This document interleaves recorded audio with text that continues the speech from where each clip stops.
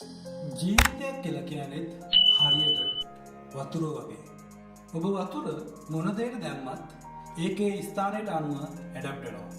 ඔබ වතුර වීදුරුවකට දැම්මොත් ඒක වීදුරුවට හරියන විදියට වෙනස් වෙනවා. ඔබ කෝප් එකට දැම්මොත් ඒක කෝප් එකට හරියන විදියට ඒක වෙනස් වෙනවා.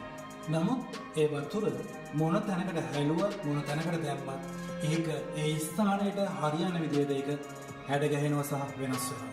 අපගේ ජීවිතයක් ඒ වගේ තමයි.